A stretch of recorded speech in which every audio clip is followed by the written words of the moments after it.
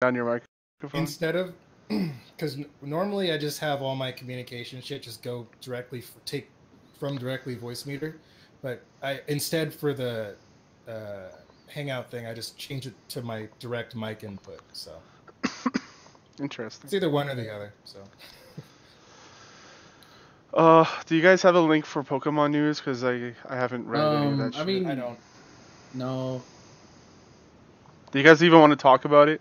I mean, I do. I mean, Okay. I was kidding before in Discord when I said I can go on for hours about Pokemon. I know. I won't be like. I know the first generation. I know like half of the first generation Pokerap, but that's it. I don't even think I know that much of it anymore. Yeah, I mean, there's not much. They just showed the region, which I'll have this already. They just showed the region, showed the 3 starters, and showed the protagonist, which the female protagonist has already gotten looted in record time. Wow. Just don't. She is cute. Like they don't like I was like, God damn, I'm gonna play as the female again. Jesus Christ. Where did this happen? On 8chan? No, I don't go to 8chan. I go to Rule 34. Oh no! no. Straight to the source, man. Hey man, I'm open about it. I do say go to my Twitter for all your anime tweets. I think my Twitter just like edits that out because I barely see tweets from you, and I go to your profile. I'm like, oh, there they are.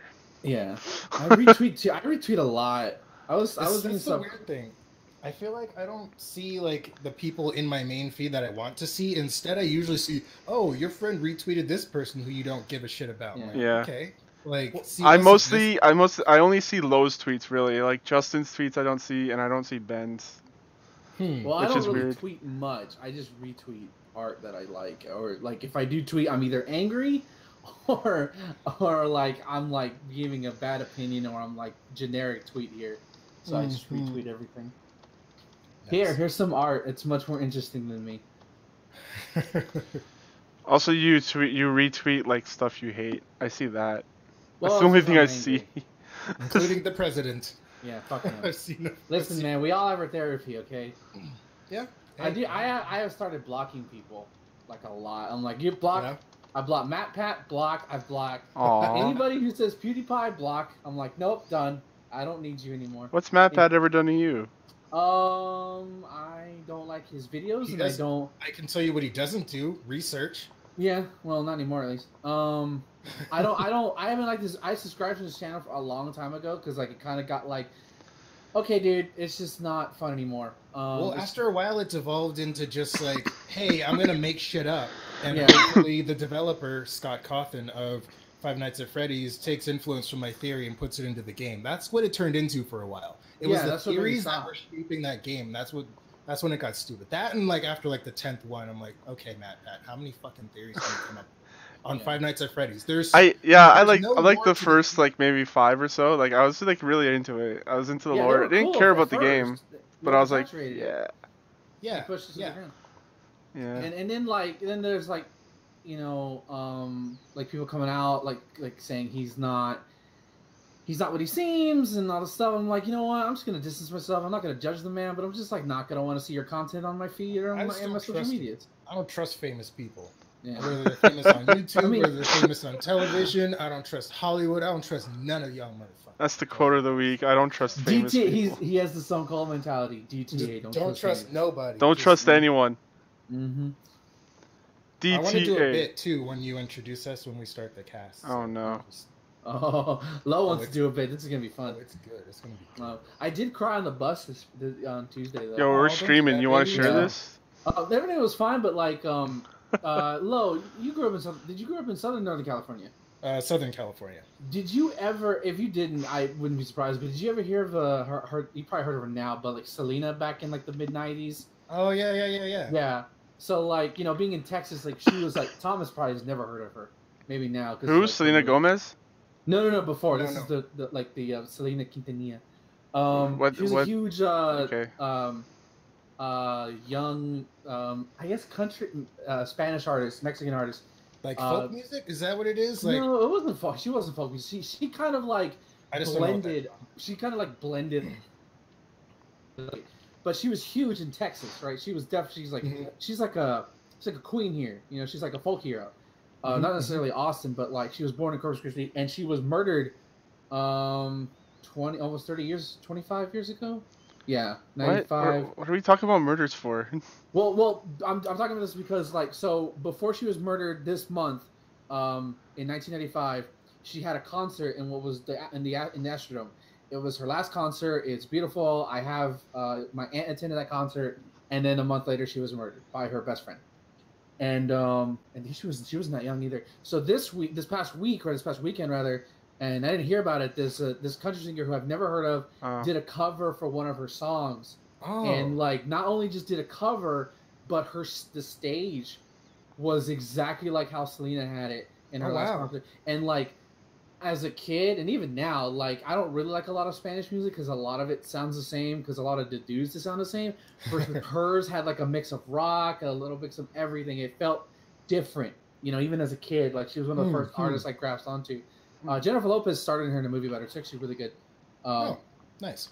Yeah, and so like that's the last concert she did. So like this country singer who again never heard of before, but apparently she's very popular. Like did a cover of her song, and like the stage was like the lighting was like there. And I'm like I started to get emotional because like you know she's been gone for so long. I was only 5, but like even then at 5 years old, I was just like I felt something like this isn't right. So I was like God damn man. And I've been listening to her song all week. I'm gonna turn you guys up. All right, there. All right. Is that the end of your story? Yeah. I just wanted to share. You know, right. It's very touching. It's always nice to like have that kind of stuff. Like I don't know, even though like it's somebody who's been like gone for a long time, it's nice to kind of like feel their spirit through the music. Oh of yeah, somebody else, you like know what I mean?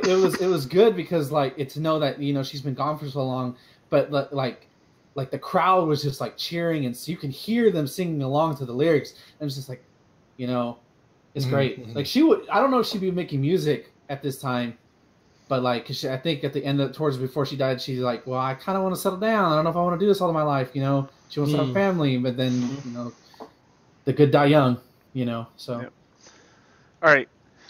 Hello everyone, welcome to the Charge Shot Games Cast. Each and every week, friends gather around talking about stuff in their life and games as well. This week I have with me Lo. Look, Mr. President, I'm going to make it really simple for you. This is all you have to do. Just give me all the world's vibranium, all of it. Doesn't matter what I need it for. Just give it to me. Give me all the vibranium, and I'll leave Trump Tower alone. Oh, you want to find out what I'm going to do to Trump Tower? Okay, just don't give me the vibranium, and you'll find out. Okay? Yeah, you do that. Yeah, you send that right over. Okay. What cool. is... Yeah, what? Elected official, my ass. Oh, hi everyone. What was that all about? Did the podcast start? Yeah. I'm not holding anybody ransom. Don't worry about it. Oh no. So what are we talking about? And we also have Ben. Melee is dead. Oh yeah, it's dead now. I thought it was. Hasn't it been dead for a while? No. It's been dead. Just nobody noticed. That's where the stink's coming from. Oh, that's what that is. Yeah, just as I hear, he's at a film festival enjoying his night out. I thought he was at Renfest. I thought it was a film fest. I'm pretty sure it's a film fest. He's gone there like every year since we've done this. It's a film festival. Yeah. Okay. What's a Renfest? Is that like Renaissance medieval? Fair? Like a Ren Fair. Yeah, Renaissance Fair. There's a big one here going on in Austin right now. It happened, and I never gone because nope. Ren Fair, are those the ones like with the people that like LARP as like actual people from the Renaissance? I would assume so. Oh boy. LARP stands for live action roleplay. Good evening, my lady. May I bequeath your sword and make it stronger? You go 2 levels. Lightning bolt, lightning bolt, lightning bolt, lightning bolt, lightning bolt, lightning bolt. Dead. You are out of meta. All right. Let's get started here with Lo today. Oh shit. So what have I been playing this week? I've been playing some really random games this week. I randomly decided to play a little bit of what's it called, Battle Block Theater. I don't know if you guys remember that game, but you weren't the only person playing that. There was someone else that was on my feed playing that.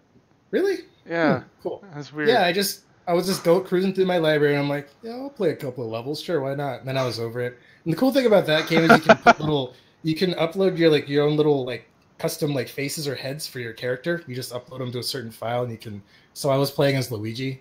and BattleBlock Theater. It was pretty fun.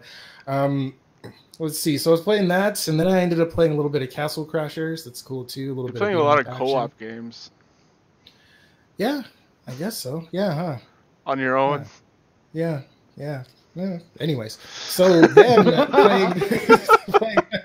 playing that made me want to play some Streets of Rage 2. So I'm like, okay, yeah, I'll play some Streets of Rage 2.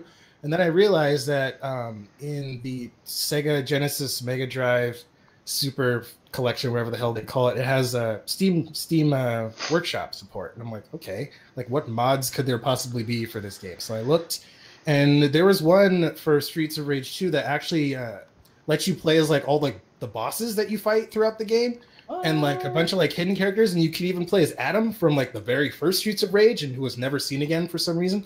But yeah, it was pretty neat. Like it was a little glitchy. Like some of like the sprites would like bug out when you like, for example, like the most like common enemy dude you'd see. Whenever you throw him on the ground, everything would just get really like corrupted. Like the sprite, it was just a bunch of like blocks of pixels and shows. This is definitely needs some work. So whatever. Oh, wow. So I played that a little bit, then I quit that. Let's see, what else did I play? I was playing a little bit of this MOBA-ish kind of game. It's kind of more of like a, no, I guess it is a MOBA. It's called Battle Right. It's kind of like a cross between like a MOBA and like a twin stick shooter almost. Like, I was gonna say is that like Battleborn, but no one. No, nothing like Battleborn. Nothing at all. Rip Battleborn. Let's see, what else have I been playing? What else? Oh, I have been... Oh, there's this other game I talked about maybe like a month or two back called Hypercharge Unbox. That's one where you play as like the action figures. It's like a wave defense like shooter game. I mentioned it very briefly in passing. It's an early access title. It's basically the way it's set up is you have like this MacGuffin that you have to defend. And you're an action figure. Basically like you're a non-trademark branded G.I. Joe type. Is it like Toy Soldiers where it's kind of like Small Soldiers a little bit? No, Toy Soldiers from the no. The game Toy from Soldiers 360. you actually take control of like the actual towers and stuff. Oh, okay. This is a first person shooter. But you can actually like place towers and like turrets and things and traps and stuff. So it's pretty neat. They had they just recently came out with like a 2.0 release, so they updated a whole bunch of stuff. So I hopped into that, and it was pretty cool. The graphics look pretty neat. Like there's this one map where it's just basically like a kid's room. I'm like, oh, this kind of looks a little bit like Toy Story a little bit. So like I guess kind of that's what the kind of look and feel they're going for. And they even in this particular map, they even have like the LED keyboard that's all lit up, and then on the computer screen there's it's like a screenshot of like Discord or something like that. Not Discord, it's Reddit. It's like a screenshot from like an actual like Reddit page. And I was like, oh, okay, they like put some work into this. So yeah, I played a little bit of that.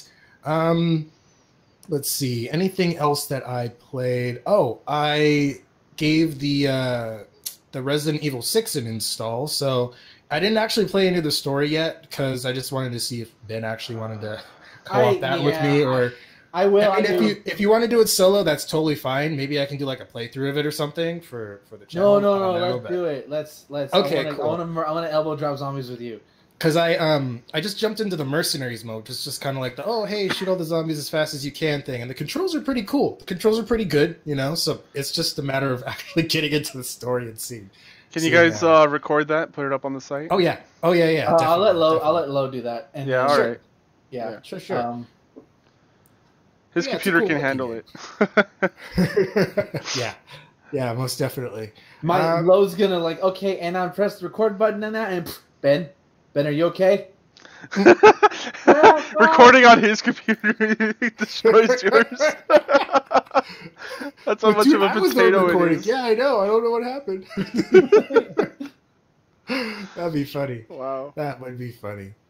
Well, let's see. What else have I been playing this week? I'm scrolling through my Steam library just because sometimes I'll play games and I'll just totally forget that I played them. But any Warframe this week? I didn't really. No, I think I just logged in just to get like the login bonus, the daily shit. Like I don't know, because it's one of I don't know. Warframe's one of those games where I'll either be like all about it, or I'll just be like, okay, sure, whatever. I'll just log in, maybe play a mission or something, whatever. That's what I like about it though, because every time I come back, there's like exponentially more shit for me to explore. because then it's just funny because I kind of frequent the Warframe YouTube community, and one of the biggest complaints that they have is like, there's no more content. I'm like, well, yeah, because you've steamrolled your way through it as soon as they release it, bro. Obviously, there's going to be no more content if you play through it all, stupid. But anyways, but yeah, so I'm just taking my time with all that kind of stuff. So I don't have anything to complain about. Let's see. What else have I been playing this week? I think that's it. Oh, I've been playing a little bit of, there's this one game that released a while back, Homefront the Revolution. Really rough release.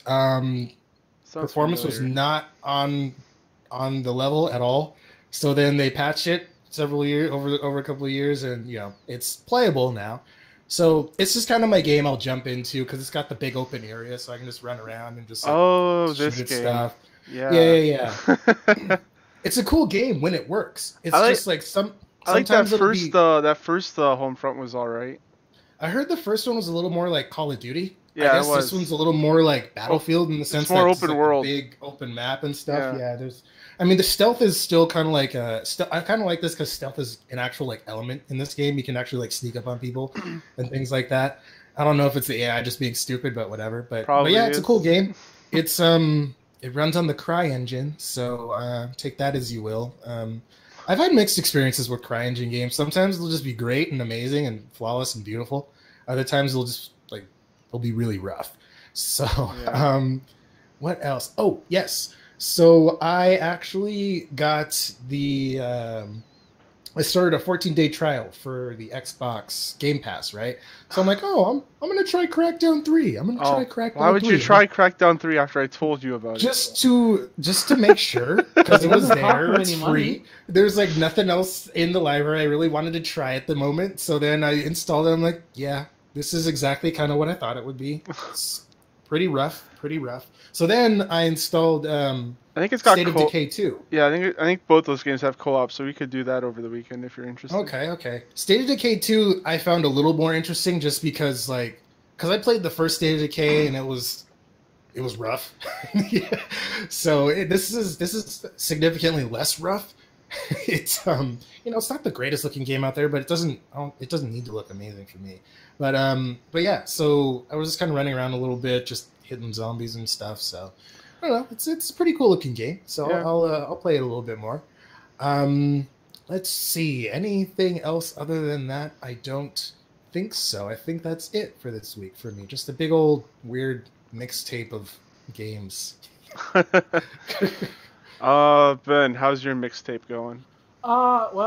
Because it's Megaman X month is for me, so yes. I decided, even though my Let's Play is not going to come out probably at the end of the month, whatever, it's fine, I'm going to be streaming. Anyway, so I decided to do a practice run of Megaman X4, namely with Zero, because he was... hard mode? He's hard mode, and I could get to most of the game up until the boss rush fight and the Sigma fight, because Magma, and I tweeted this, Magma Dragoon's an asshole, because he's he's Akuma. So unlike if you've never played X4, Zero doesn't have the benefits of weaknesses. Some enemies do, but for the most part, it's all based about skill and using your jump slashes and your slashes, using your saber techniques to proper use.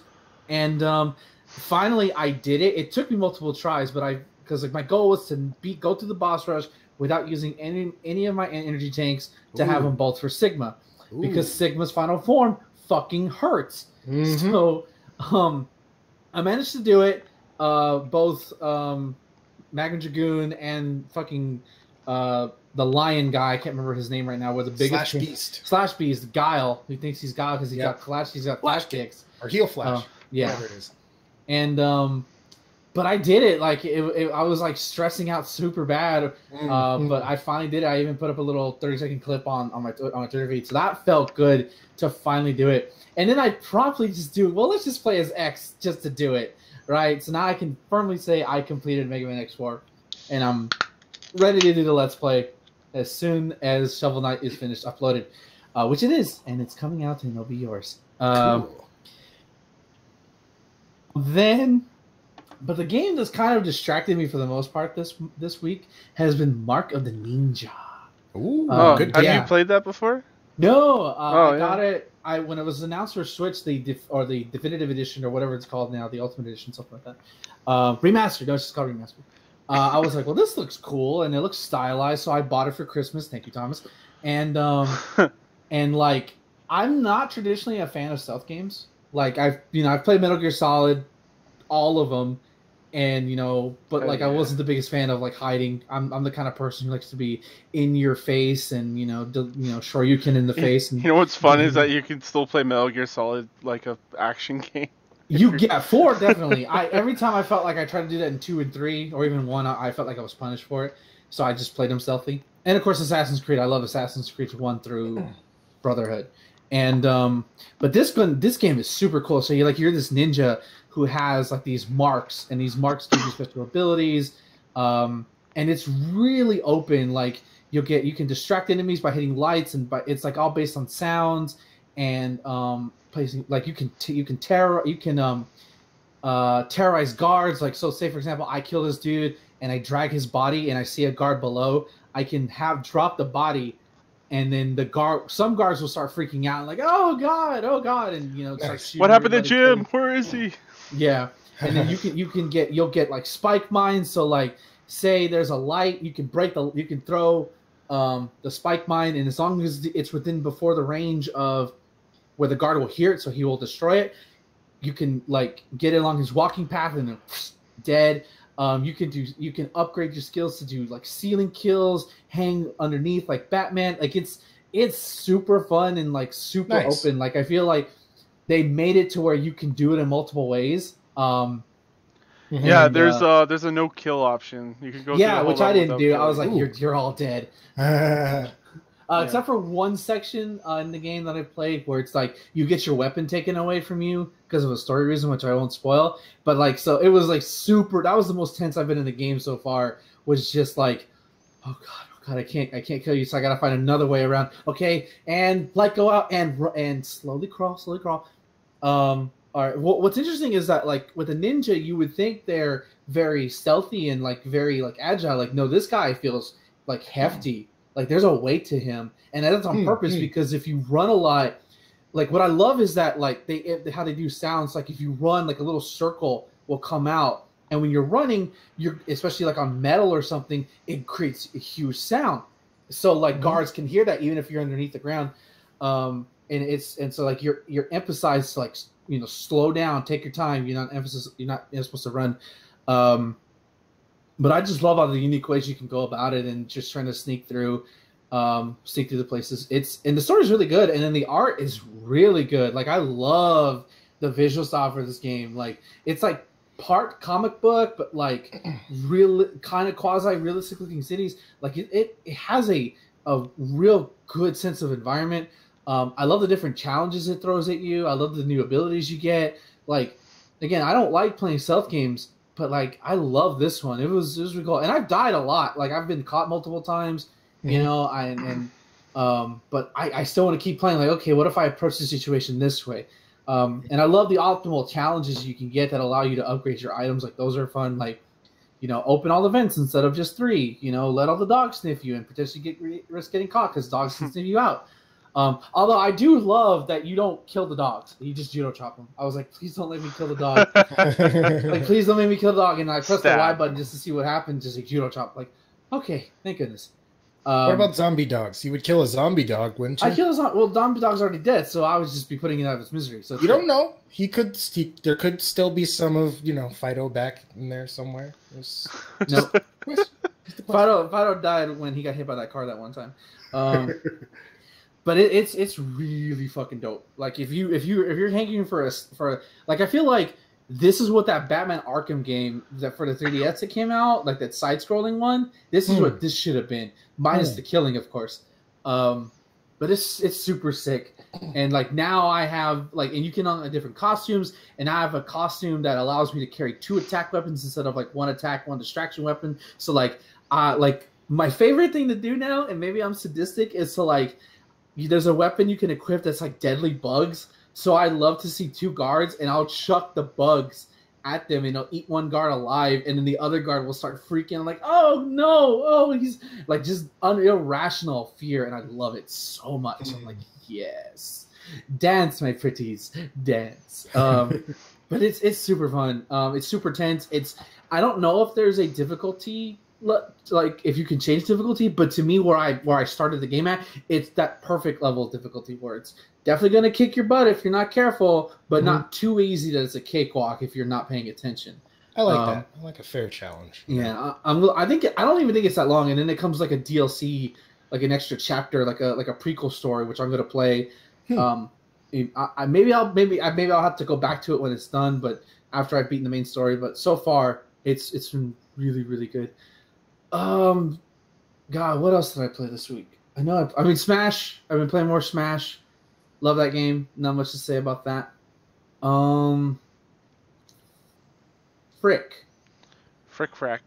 I have no idea what I played this week. Oh, I tried Tetris 99 because I'm a madman. Oh yeah, that thing's yeah.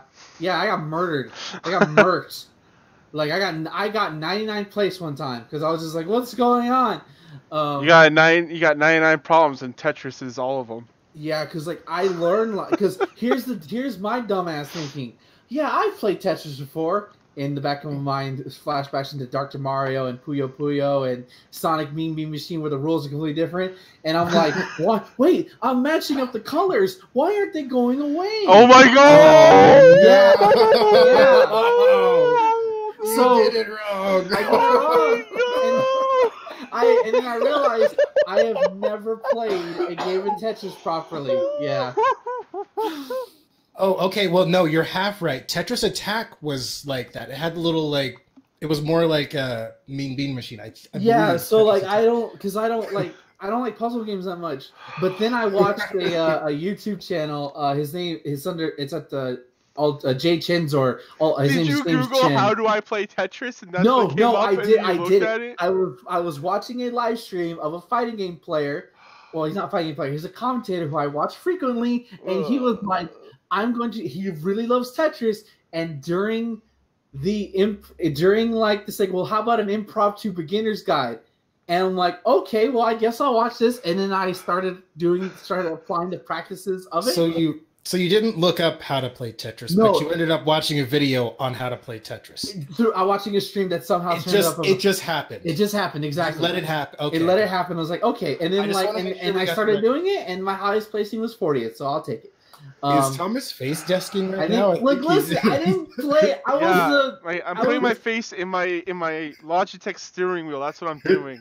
Listen, I didn't grow up playing Tetris. I never had Tetris as a Game Boy. It just wasn't a game I played. He thought it was Tetris Attack. You can play it for free online. You just go to Tetris. Okay, you're talking to me, a 5-year-old boy who probably played Megaman X just 5 minutes ago. You're a 30-something-year-old man who's never played Tetris. I play emo Japanese JRPGs. What do you want me to do? I don't play Tetris. Other puzzle games that were not Tetris. Yeah, exactly. And possibly Tetris Attack. Possibly. I don't remember playing Tetris Attack, but probably played it. I should fire you right now for never playing Tetris.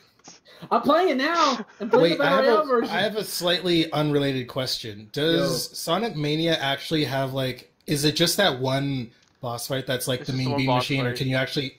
Darn! I wish it was like that was in the game. No, you can unlock it and play it. Okay, I didn't know that. Oh, yeah, you have to unlock it first, though. Which I think good stuff. Good to know. Good to know. How do you unlock it? I have no idea. Okay, good. It's been so long. Gotta go fast. That's how. Gotta go fast. I think it's related to like how many medals you get, because like gold and silver medals in the special stages, or the special stages you get from the ring post. It's been so long. I don't know. I don't even know if I unlocked it. Like, I'm not even good at Tetris, and like I've played much Tetris. I don't need this judgment. I get up to like maybe speeds 11, maybe at most. Okay, I don't know what you're talking about. I'm just playing Tetris. But anyway, Tetris 99, that shit's insane. There's so much going on the screen with like these other screens. I'm like, but first of all, the game sucks at telling you how to play not Tetris. But the game itself, like, what does it mean to attack? What are the like KOs, attack, randoms, badges? It doesn't do anything to explain that, and that's poor. So if you don't know how to play Tetris, just jump in. Just where are we dropping, boys? I like it. Like I liked it. Oh yeah, I beat Onimusha on stream. Ooh, cool. Yeah. That was. Who was the last boss? Fortin something. The big. It was a big dragon demon dude. Fortinbras, I think his name was. I don't even know what his name is. I thought I was gonna fight Nobunaga, honestly, because like everything kept talking about him, but like nope, he's just kind of just standing there at the end. But this game was badass. Like, I did hate the boss before you get to the final boss because he's literally Shao Kahn. Because he'll fucking charge you. He has these huge sweeps that you can't block, and it's like, you cheap motherfucker. I vaguely remember him. But I beat him after a couple of tries. But he wasn't too bad. But like that, that game was badass. Like, I'm sorry, I'm really glad I got that game. Really good game. I hope they bring the second one because a lot of people love the second one.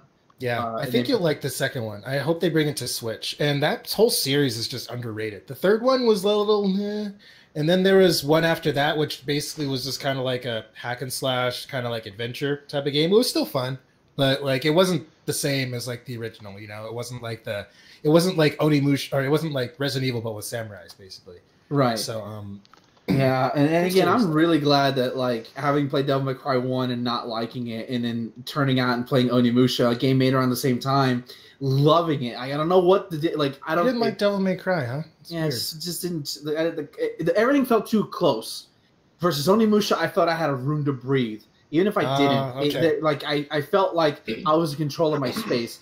Devil May Cry 1 felt too claustrophobic to me, for what it wanted me to do. At least, let's see. I heard Devil May Cry was originally supposed to be more like Resident Evil. Like a It was Resident supposed to be Evil Resident game. Evil 4, yeah. Yeah, that would have been. That was like that's hard to imagine too. Just trying to imagine like that, but like because it's just so. It's such a different lore. It's like demons and angels and stuff, and then I think three was pretty good. Devil May Cry 2 was don't just skip that one. That doesn't even. Yeah, that's what I hear. Yeah, 2 is not worth it.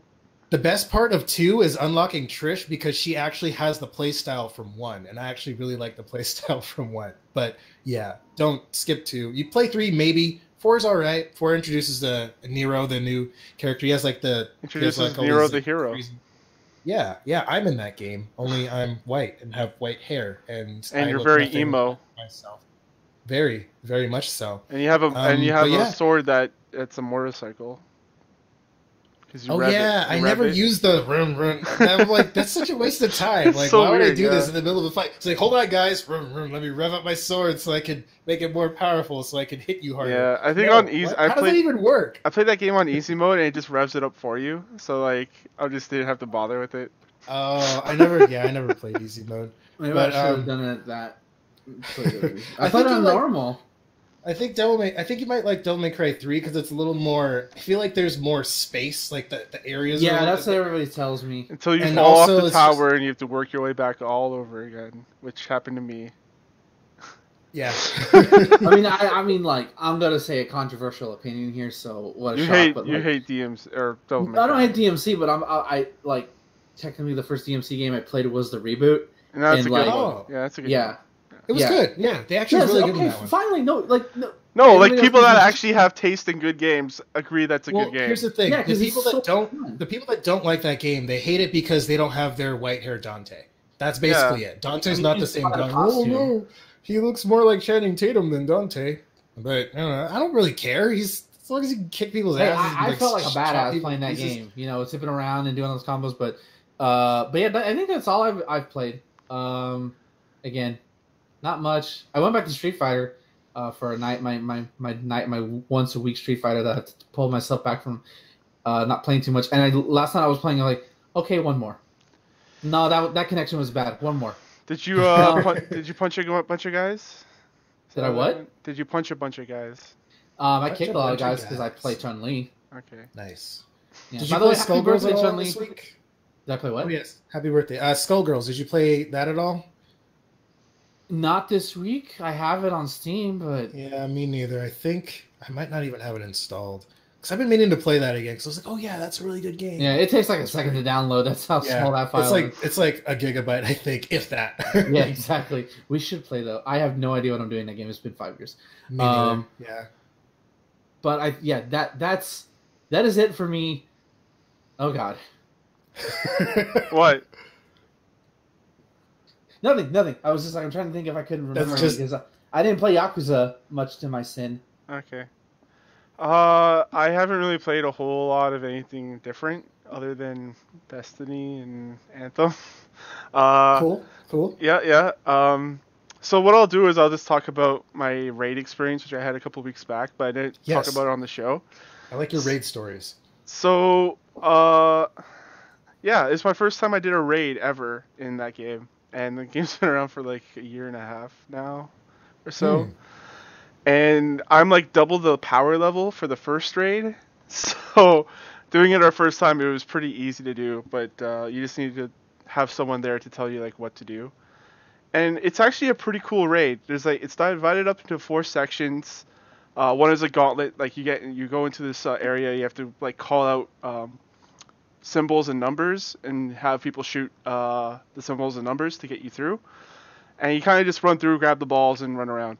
And I don't know. I really like that part because there's a lot of communication between you and your team, and it's designed for people, 6 people to play it. It's not really designed to be soloed at all. But apparently there are ways to solo it. Okay, I don't know what happened. Did Lo go away or am I gone? No, I'm here. Okay, Lo is probably gone. Uh-oh. Because he just like disappeared on me. But yeah, that's one part. The other part is the dogs, which is more of a hassle because what you have to do with that, you have to stink around, buff yourself up, and then damage the dogs, and then do it again in order to kill them. Because if you kill them the first time, you have less time to kill the dogs. Third is the bass, which what you're doing, you're just standing on plates waiting for the bathers to come up, and then you pop them, and you have a buff that you need to cycle on. So it feels pretty cool that you're cycling between your buffs, and having like team composition it's just really cool in Destiny, which is what the raids are all about, team composition. And now you're gone. Oh, wait, you're still here. Okay. No, you're gone for me too. What the hell? Because Lo is gone. Yeah. Your icon's not here anymore. What's going on? Oh God. Okay, now Lo's back. We're all back. What happened? Did we just survive the snap? I think so. Oh I think Lo went back in time to save himself from being snapped away. Yeah, some bullshit happened. Just don't worry about it. Everything's safe now. We're good. And the final section of it is actually the main boss. I think that is it. I can't remember if I'm missing anything else. But the final section is the main boss. What you have to do is you have to split up in teams of 3. So, Lo's gone again, or he's gonna go away. He's doing something. But the final boss, you have to split up into teams of 3. 3 go into the void world. 3 stay in the material world. And the people in the void world have to call out the 3 different symbols that they see on this giant purple face while you go down. And then the people in the real world have to punch the one that wasn't called out. Like there's a bunch of different scions on pedestals, and they have to punch the one that doesn't get called out. And then after you do that stage, you have to shoot a bunch of small purple flying heads that come at you to buff yourself up. And then you go through the damage phase, which you can pretty much do in just one round these days. So yeah, the raid's really cool. I need to do it on Prestige. I finally got my exotic weapon, the Arcris, but I can't level it up until I do the Prestige version of it. So I'm hopefully going to do that maybe this weekend, maybe. It's cool. It's cool having my guild around because I can just go, hey, who wants to do a raid? And like a couple of people will be like, me. Nice. And I started using Bungie.net. So like, Bungie has their own like looking for group system. So you just go on there and make a fire team, and people just that's cool. Join in. Yeah, it's real sweet. I used that a few times this week to go and do the Whisper quest, which I only need to do. I think I only need to do that 1 or 2 more times in order to get the masterwork for my Whisper. And the Whisper is basically the most overpowered gun in the game. Just because it does. The cricket from MIB, the little small gun. No, this is a gigantic gun with a dragon face for the cannon. Okay, You're thinking of the noisy cricket. That's what you're thinking of. But yeah, the reason why it's overpowered is because if you get 3 precision shots in a row, you get ammo back. So you can so you never have to reload. You never have to reload. You never have to reload, and you never have to worry about losing ammo if you're good at aiming. Brilliant. And then the masterwork is that you actually get a buff if you take a second to aim while between shots, so it does even more damage. What? It's ridiculous. That's crazy. That's cool though. So like that's what I'm looking for. Also, if I do it with 3 different singes, I can get a new ship. So I'm looking forward to get a new ship. Yeah. That Destiny grind, man. There's lots of things to do nowadays, and there's gonna be more things to do.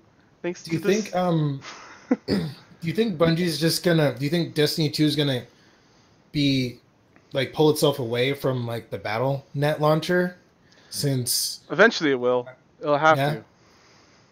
Hopefully, all your progress and everything will stick too. I don't see why it wouldn't, but yeah, I don't know how they're gonna handle that. Like obviously, if you go on your PlayStation 4 and you boot up the first Destiny, your progress is all there. Yeah. But it doesn't carry over from main game to main game though. So if they do a Destiny 3, I wouldn't expect all my stuff that I have now to carry over. That would be nice though. It would be very nice if they gave you like a buff or like a special emblem or ship or something, like some kind of like legacy gear to come over and say, hey, I've been here since whenever, Destiny 1, because you Destiny guys don't 2. really have that with Destiny 2. You guys come from Destiny 1. You don't have that kind of like level of prestige, kind of like, oh, I'm old school. I've been here from the first game. Yeah. Like that's always a nice thing to have. At least just a little something. But I guess we'll have to see. I know. Yeah. But yeah, I'm really excited about Destiny, and going into news, Destiny 2 news. This is the Destiny corner.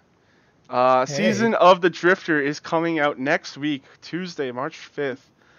I have been super psyched about this ever since the beginning, ever since it's been announced, honestly, because the Drifter is such an intriguing character, and learning about his past has been awesome. The Destiny lore kids or like lore nerds are gonna freak out over this because it's gonna have to deal with the Dredgen Yor, which is like a famous like Titan turned hunter, corrupted by the Hive. Like there's a lot of like light people being corrupted, and then like people following him and becoming Dredgens themselves. And even in the trailer for Season of the Drifter, he was called a Dredgen by one of I think it's one of the 9 or one of the speakers for the 9 or something like that, which the 9 are basically, no one really knows what they are, but they're expecting them to be gods. So yeah, it's going to be super awesome. But let's get into the actual content of Season of the Drifter. So first things first, power surge bounties. This is going to be awesome for anyone that hasn't made a second or alt character or is just new to the game. Essentially, these are bounties that you can complete in an hour or two and gets you straight to level 640. What? Yeah.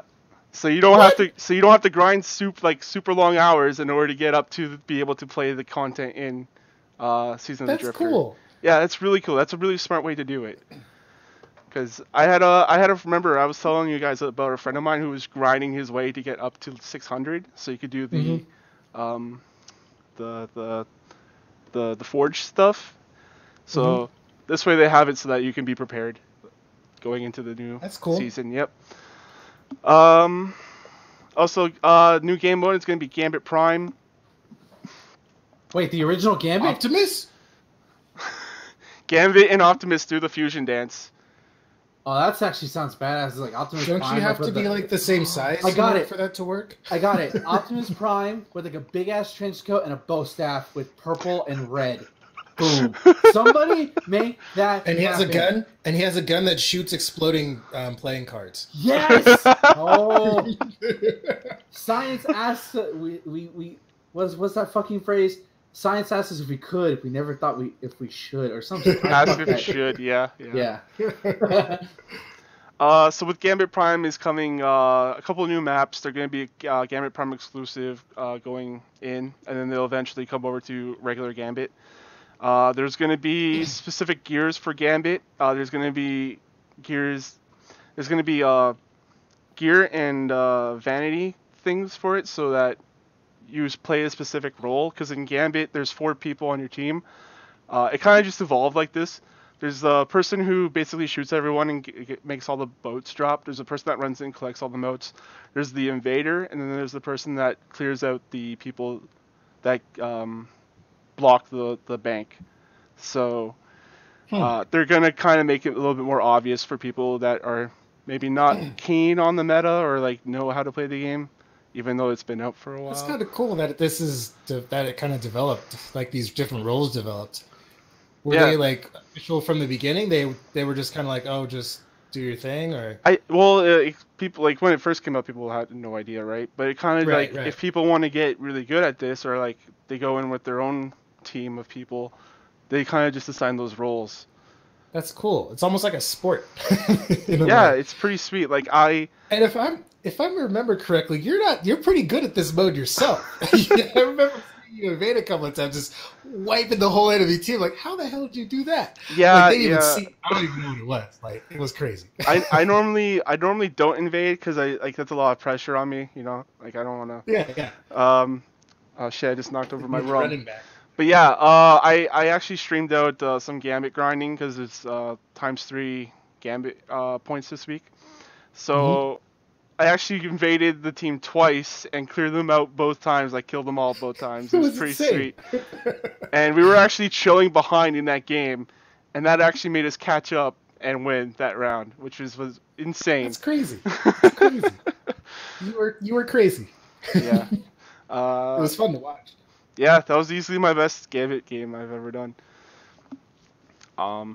Yeah, so new gear, new armor, new pinnacle perks. Wearing enough pieces gets you the perk for the role that you're gonna play in. So I guess you could probably do more damage to other. Sick bonus. Yeah, like you get a stat bonus for your role that you're playing, which is pretty sweet. Yeah. That is cool. You can mix and match pieces to get lower tier perks for different roles. Armor will have color depending on the role it rolls. It only glows and aura if you have the pinnacle perk. So you have to grind your way to get the glowing armor, which looks sick. I don't know if you guys have seen the trailer or not, but the gear looks awesome, and I'm really interested in getting this stuff. Perks only work in Gambit, which kind of makes sense if they're gonna have perks for Gambit. Like it would only work in Gambit. Like yeah. You won't. So Deef says you will not be able to choose raids with Gambit gear because if you do the raid stuff, you actually get gear that's for the raid, so you can do it's easier to do the raid. Yeah, Rob. Okay, so in this one, it's the first team that gets to 100 motes that summons their primeval, and is a primeval like a super creep or something like that? It's basically the boss that you need to kill to finish the round. Okay, gotcha. Yeah, I'm surprised you haven't played Gambit. You should play some. It sounds interesting. It's a really cool game mode. So yeah, you need 100 motes this time. It says 75. You can actually drain motes from the enemy bank if you invade. So if you invade and you're near the bank, they'll start draining from their bank. Oh wow! So you can fuck people over even more. High stakes, man. So for people that don't have the Malfeasance, the meatball, which is the boss that you're supposed to kill to get the quest for the Malfeasance, will drop. So it's not every third week that he'll come. He'll be every week. So they're gonna make it easier for you to get that if you don't have it. New map. Sorry, I said that. There's gonna be a thing called a Reckoning. So since you're playing Gambit Prime, will get you synths. You will jam synths into the bank in Reckoning to make a moat. Play through the tier of Reckoning to get a shot at a role-specific armor piece. That's how you grind to get your armor piece for that tier. Reckoning will work like a 4-player match-made public event. Once you're in until you decide to leave. It said it's not easy like a public event. Matchmaking will fill in gaps if people leave. You will get rewards for completing, but only Gambit Prime gear if you put in synths. There's going to be timers. Boss mechanics are a tier above. So if you're doing tier 1, boss tier is going to be tier 2. And then there's another thing that's pretty cool that's not Gambit related is Invitations of the 9. There's 9 weeks of long-term storytelling, so every week there's probably going to be a new lore entry in your book. There won't be a system in place to make up for it if you miss it. If you miss it, you miss it. Oh. There's going to be bounties directly tied to Xur, so Xur is going to be relevant again, which I've been complaining about since Forsaken, pretty much. There's going to be allegiance quests, so you have to choose between the Vanguard or the Drifter, and your choice is going to affect you going forward throughout the game. So in the next season, it's going to have an effect on you. And this is character specific, so like you can actually go both ways if you have more than one character, which is really neat. Interesting. I think I'm going to stand with the Vanguard for the first for my first character, my Titan, and then I'll pick Drifter for the second character. Most people are thinking that you're going to either get Thorn if you go with the Drifter or get Rose if you go with the Vanguard. It's really deep lore stuff. Which we're gonna get into deep Pokemon stuff, so it's only fair that we talk about something that I'm super interested in. And then fair enough.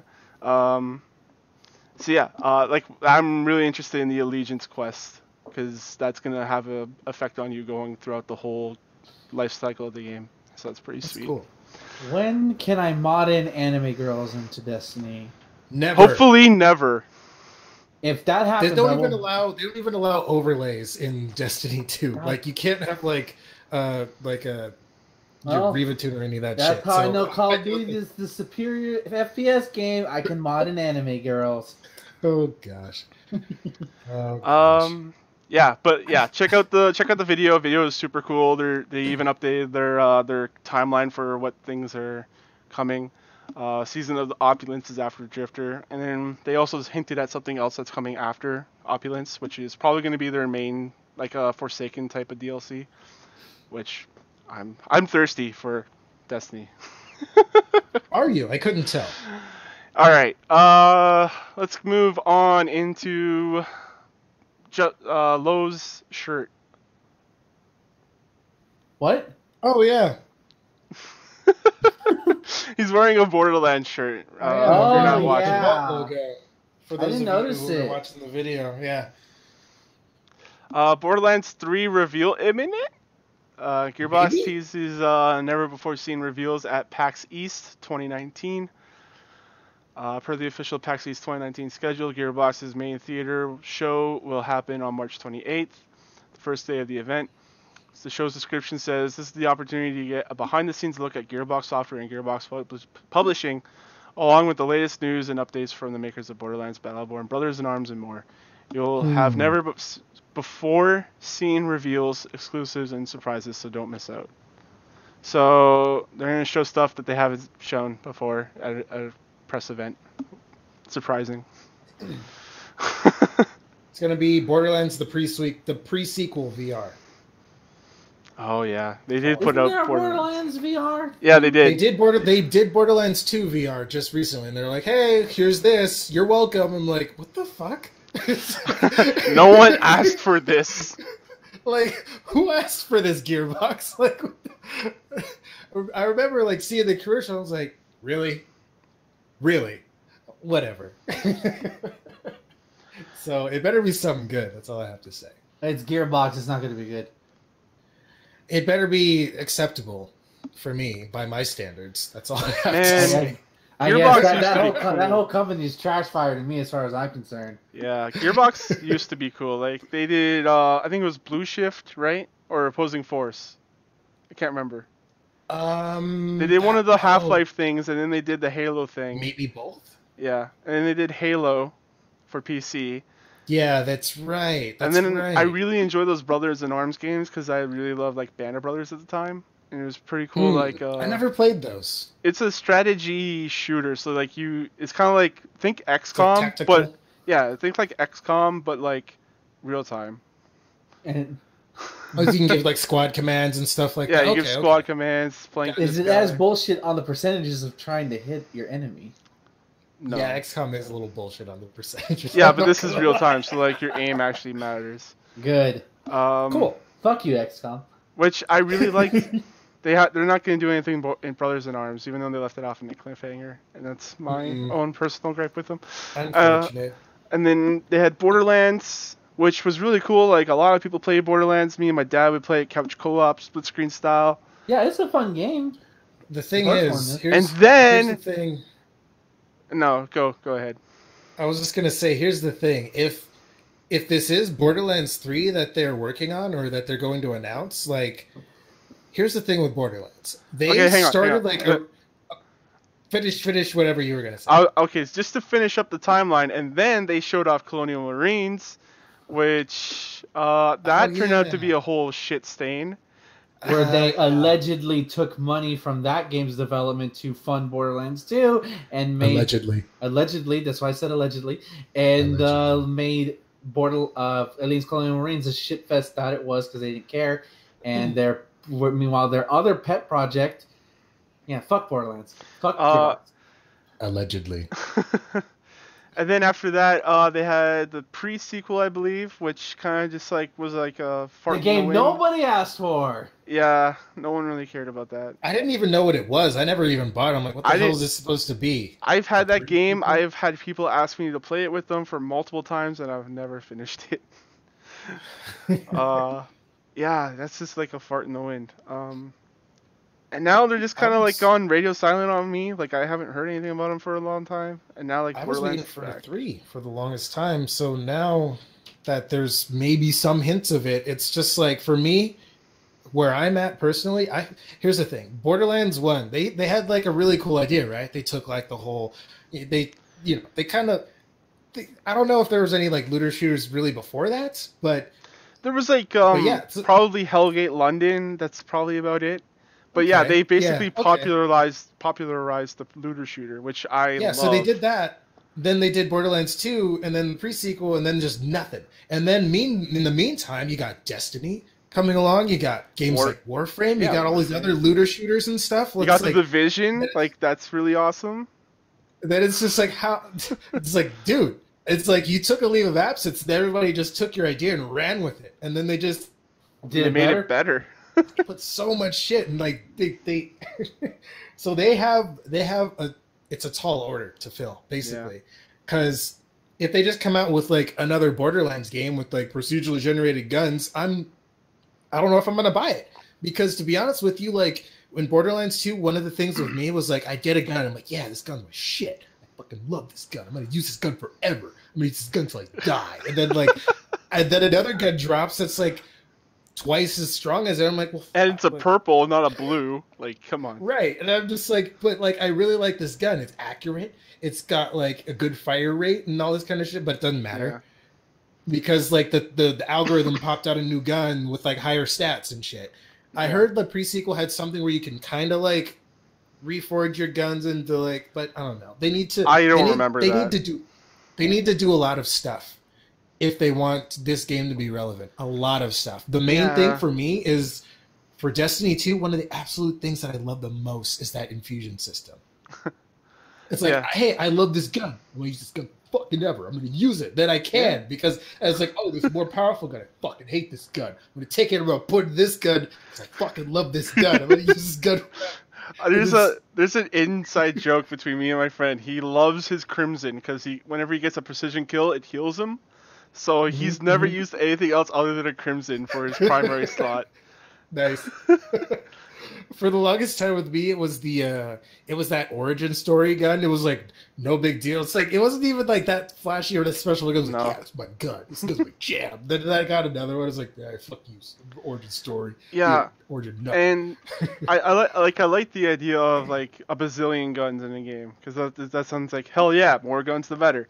But me and Lo kind of talked about it earlier today in Discord, where it's like I've grown to appreciate my guns and like the names of them. Like I could say Crimson, I know what that is. Last Word, I know what that is. Like there's guns with stories in Destiny, which is why I really like the weapons that I use and the armor that I use. If Borderlands does that, like, and Borderlands had that with their own like company system. Yeah, right? yeah. So I can't remember what they all are right now, but like Omicron? I know that's not It was Jacobs, Maliwan, Hyperion, Hyperion, Vladov, Bandit. They introduced in 2. Mm-hmm. I might be missing a couple. Yeah, but like each one of those companies had their own distinct style, which is really cool. But now that like there's stories tied to guns and armor that I like, I kind of need that. Like maybe they could still have a bazillion guns, but then have like the one legendary gun or something, you know, that everyone's looking for. And there are also in like Borderlands 2, the end of Borderlands 2 was that they found all these different vaults on all these different worlds. So it really opened up to have like an MMO type system in it in the new games. So maybe they'll do that. Who knows? We'll see. I would like that a lot. I would like to see something like, even in like in the Division, one of the things I like in the Division is the fact you can put attachments on your weapon. Like you can put a scope, you can put like a stock, you can put like a freaking, you know, like make it reload faster, that kind of stuff. Like I'd like to see something like that. I would also just like to see something like just, it's like Thomas was talking about, like just more unique weapons that are just like, oh, this legendary fucking gun that's like, it was forged by this guy with only like 4 fingers or some shit like that. I don't know, like just have some like cool lore behind it. And I know this is kind of like a far off dream because I feel like Battleborn is a wasted opportunity, but bring some of those characters into Borderlands. You might as well. They're from different planets and shit off into space. You can tie them in somehow. Like that'd be cool, but Borderlands 3, this game they need to bring it, and they need to bring it hard if they want to like be even relevant, because you know, like nowadays it's like like if there's a looter shooter, you don't say like, oh, this game's like the Borderlands of blah blah blah. It's like, no, but people compare games like that to Destiny. They compare games like, mainly Destiny, really. Destiny's the big game, the big looter shooter that you compare it to. So it's just like, with all the problems that it has, it's like the pinnacle. Still. Right, and that's the thing is too, like I feel like after a while I just stopped trusting people when it came to like their negative opinions on Destiny. I'm like, what the fuck is wrong with this game? What is so wrong with this game that it has offended you so deeply? So where like $5.99 for emotes? It's just like, I mean, yeah, I don't know. Maybe the Eververse shit was like worse back then, but I don't know. I never really experienced it. But like for me personally, it was Destiny on the PC, and maybe I don't know what people were expecting going from Destiny 1 to 2. Like maybe they were expecting like just this whole like big, I don't know. Like I don't know if they're expecting. That's the thing. So it's just like I would play. I was like, oh, this game's cool. This game's neat. Yeah, I like it. Cool, whatever. Yeah. And it's just, I don't know. It's a fun game to play, you know. And you know, until we get Halo, this is the closest fucking thing I'm gonna get. So it's just like whatever. I get bigger jumps and space magic. So it's all cool with me. It's better than Halo. That's right. Yeah, all you Halo nerds, I said it. I'm just saying, Halo Infinite too. That shit needs to be like fire if they want to stay relevant. Because it's just again, they've just not come up with shit for so long. It's just everyone else has had a chance to do their shit better. So it's just like, I don't know. There's an analog. Yeah, like a dated system.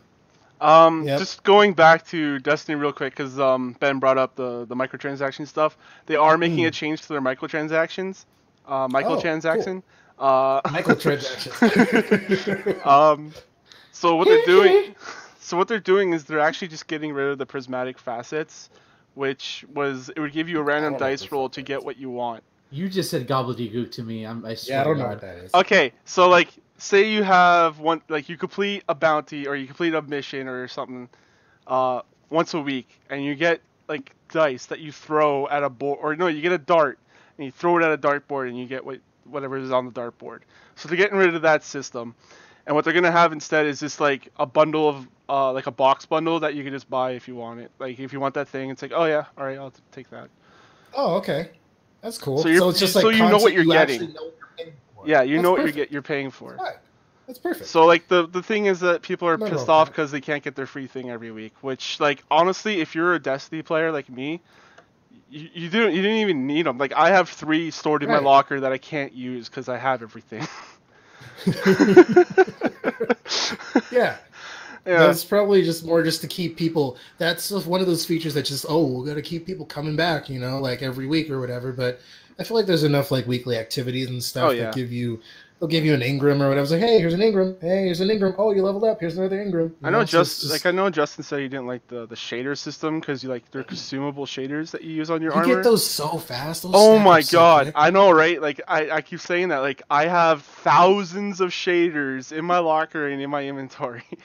So it's almost like it doesn't really matter that they're disposable after a certain point, because after a while, because at first when I go, I'm like, oh, I got a shader, I'm gonna use it. What can I put it on? And now I'm just like, oh, I got a shader, cool, just throw it, just whatever. I have dismantled so many shaders in my life. You don't. It's like having a sticker collection. It's like just put it in the sticker book. Just I might need to use this sticker someday, or I might want to, maybe not, but yeah.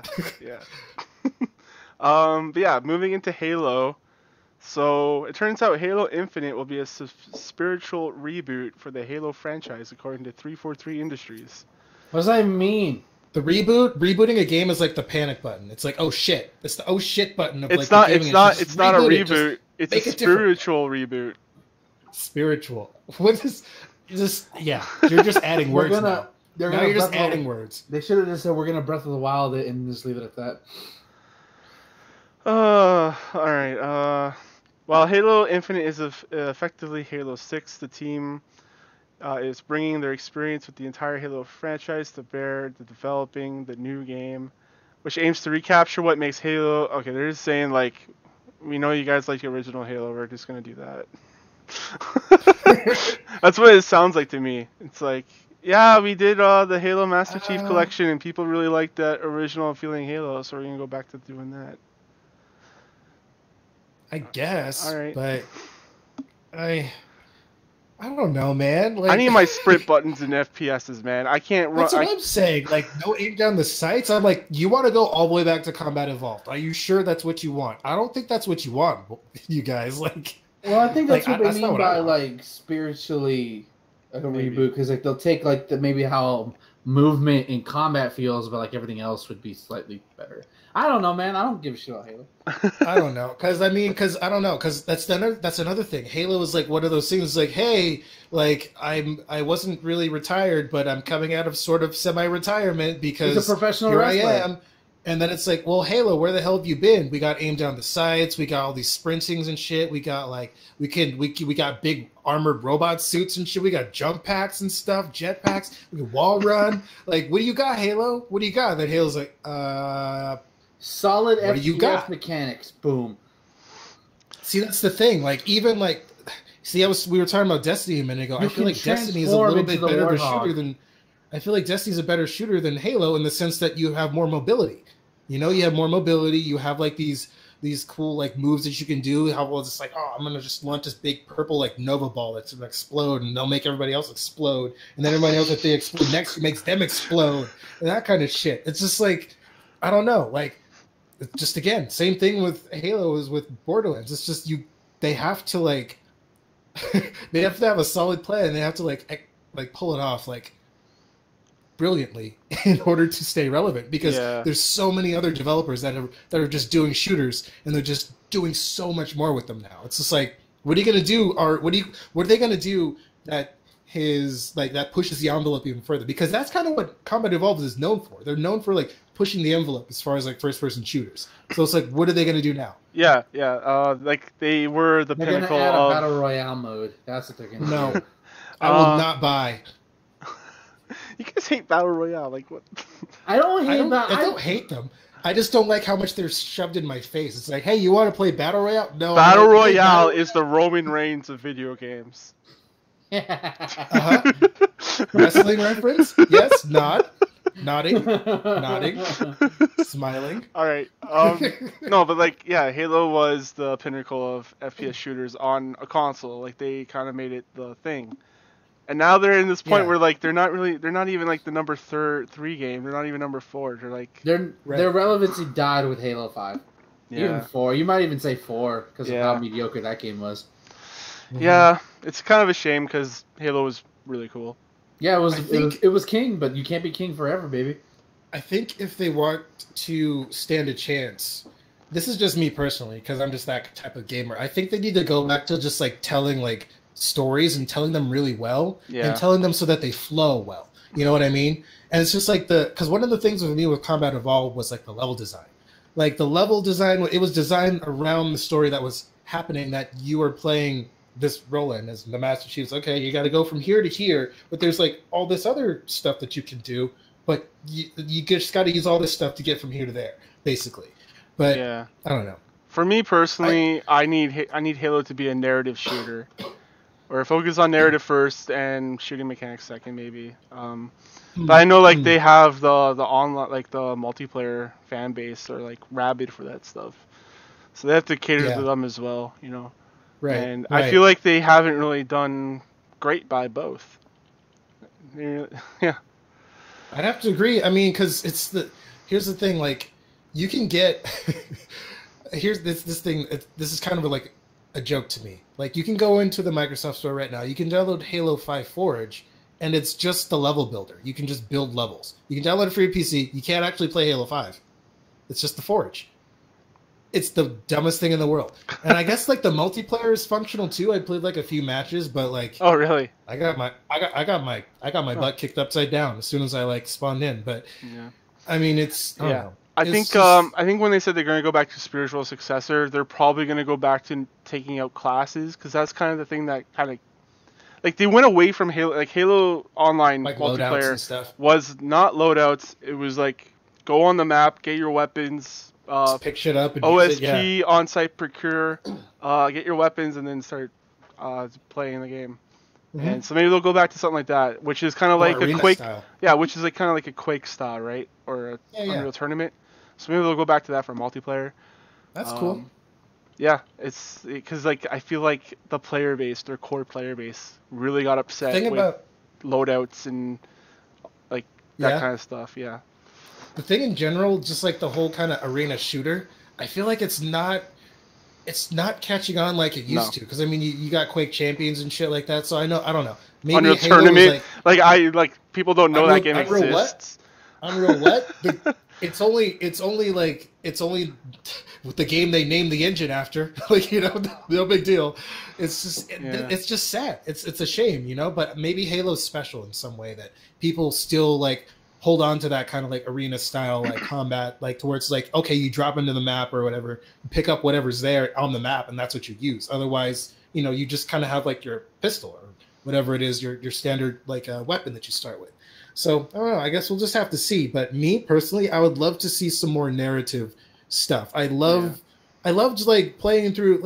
For me, like there's some kind of novelty playing through like the Combat Evolved story, like just over and over again, because it's just like, I don't know, it's kind of like, I don't know, there's just it's just really well done basically, and I'm just kind of hoping that they focus on that and just kind of like focus on multiplayer second, or have like teams dedicated to both so that they don't have to sacrifice one or the other.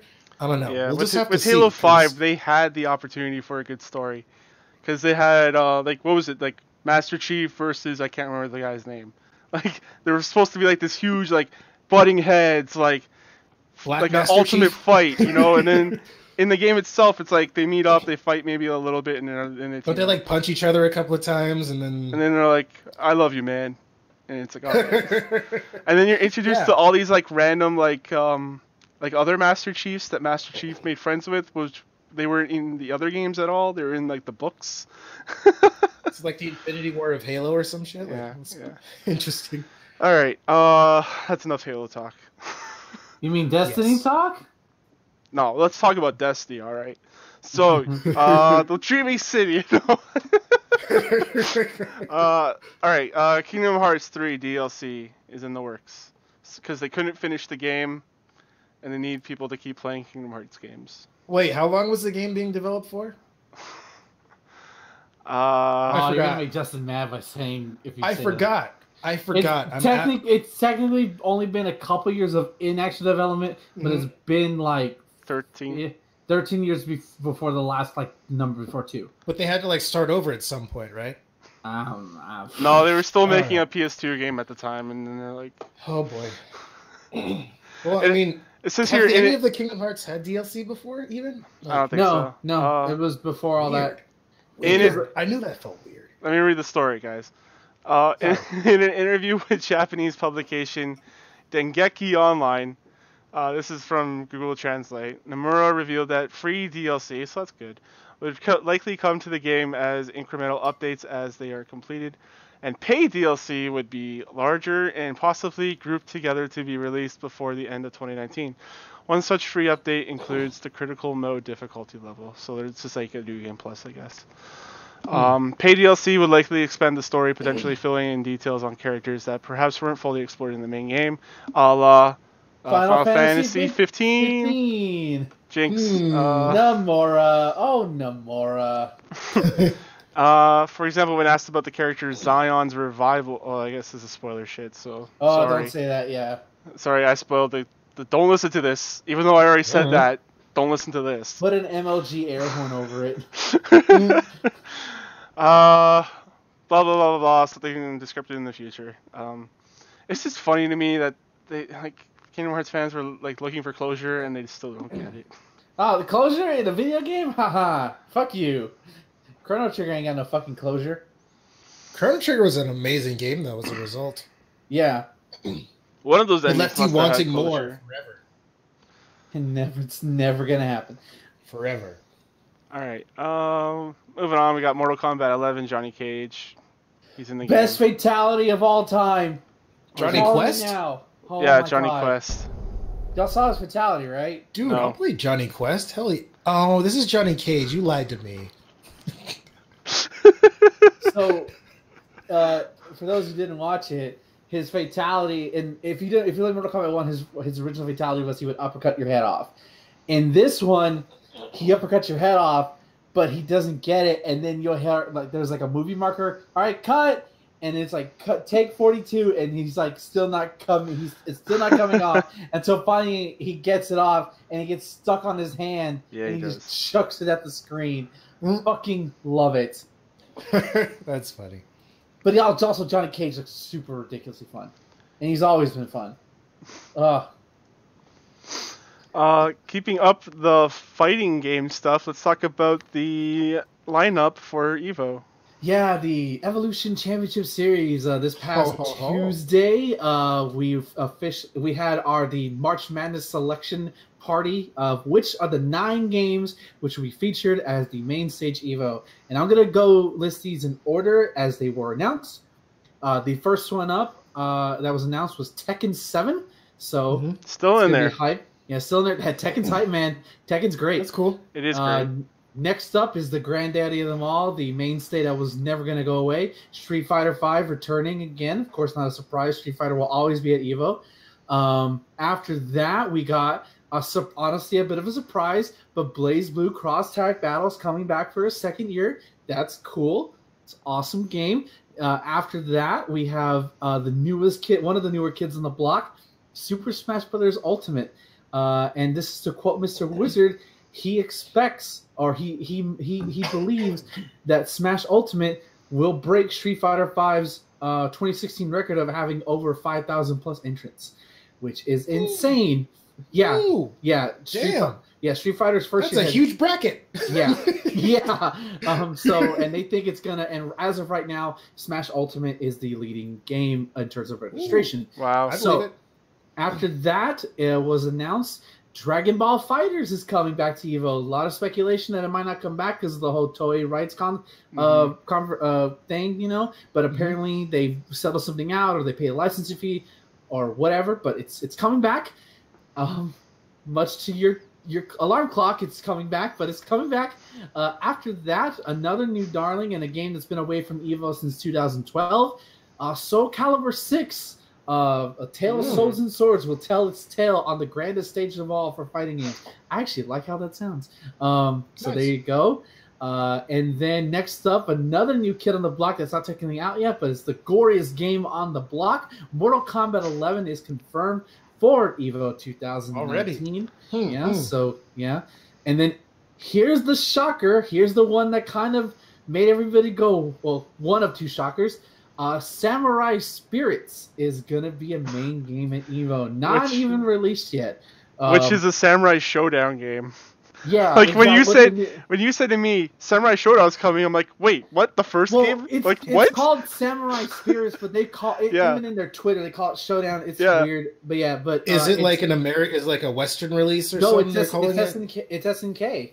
Like it's SNK. Well, I mean, it's like that, like the Western title for it. I mean, potentially, you know how titles change. They move over. I have no idea. Yeah. I heard it called Spirits, and they may just be calling it Showdown over here. I have no idea.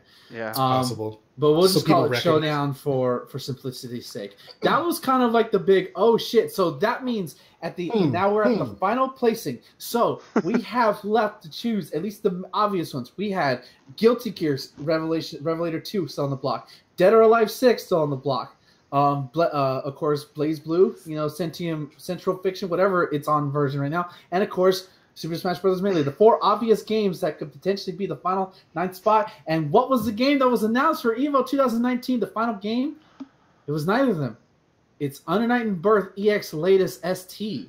What the fuck is that? It's a very that is a game that has recently. It's not a popular game. It's an anime game that has been building support. Like a lot of, if you ask anybody who plays fighting games like hardcore, they play it. It's a really fun fighting game. I haven't played it, but it's legit. Go watch. It was at Evo last year as a side tournament, and it was super fun. And it makes you hope it comes. I want to buy it on PC because it's on PC now. It was only on PS4. So yeah, they primarily did it because, at least according to Mr. Wizard, the community has stepped up. They've shown how hyped and how the community is going to be there. So and how they talked about wanting to be a bigger event. So yeah, those From are. what I've heard, that game doesn't play like a real traditional fighting game. I don't know because I never played it. I just know a lot of the people I follow on fighting games really love it. Yeah. And they know what they're talking about when it comes to good fighting games. So I'm gonna trust their word. Yeah. I just mean it's a little bit more complicated. It's more of like, I guess, like a Blaze Blue or like a little bit more complicated, you know, like an anime fighting game. Yeah. So. And I'm just happy that it's a smaller game and relatively newer game that's gonna get showcased. Yeah, for real. Like fuck Melee. That's cool. And that's the big thing. Like you know what? Look, listen, Melee's not there, and I guarantee one of the first things I tweeted was that I'm guarantee you the Evo staff was happy, so they didn't have to carry those damn stupid heavy CRT TVs this year, because that's stupid. Also, if we're being real here, I'm pretty sure Melee was never intended to be a competitive game. They have the tripping mechanic. You can just randomly trip in that game. Well, also that'd be competitive. Yeah. Also, you have at least I don't know if this is like I've heard that for Melee to work at a high level, you need a malfunctioning GameCube controller or something, which is like that's weird. That's not right. Yeah, it's really weird. But listen, Melee. Good riddance. With how if this was like 5 years ago, where fighting games weren't nearly as prominent as they are now, it would be there. But because we have so many new fighting games, not just so many new fighting games, this isn't like the era of the 90s where developers are just chucking shit and trying to make Street Fighter 2 clones.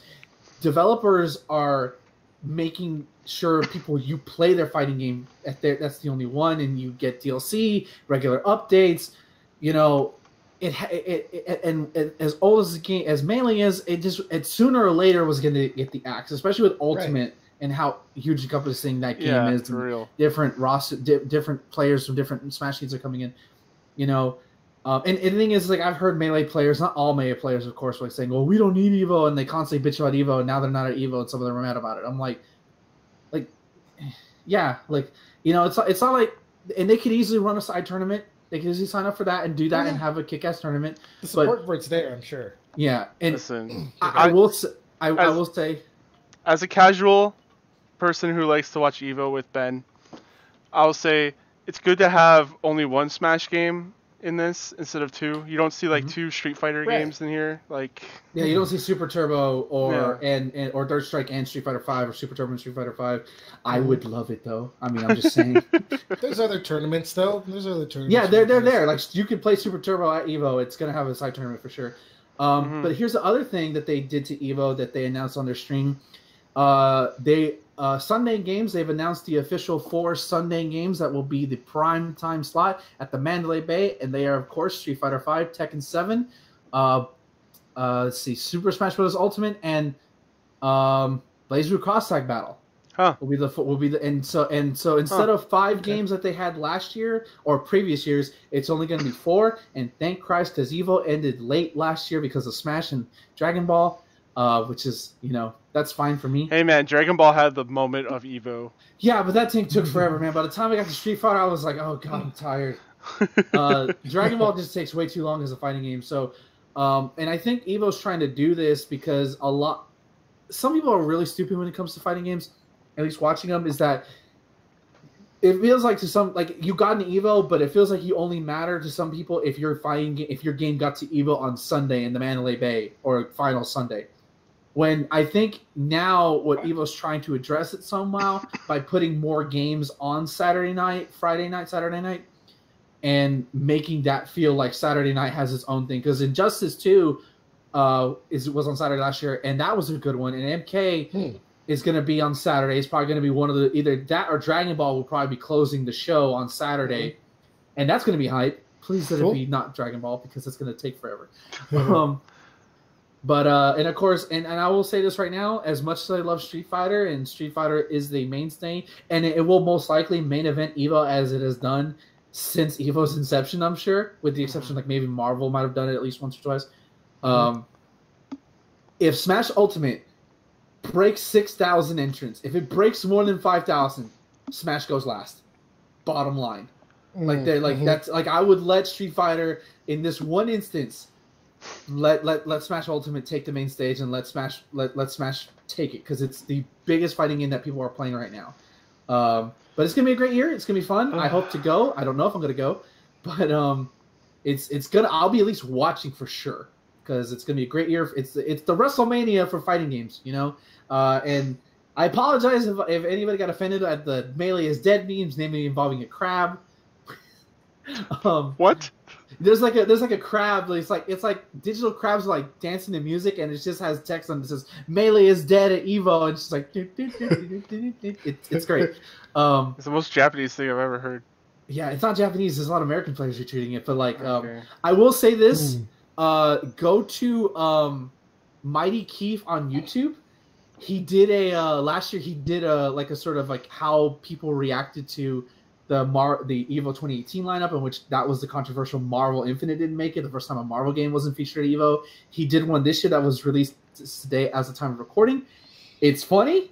It's hilarious. It's 6 minutes long. Go watch it. YouTube.com/MightyKeith. How people reacted to Evo 2019 lineup. It's hilarious.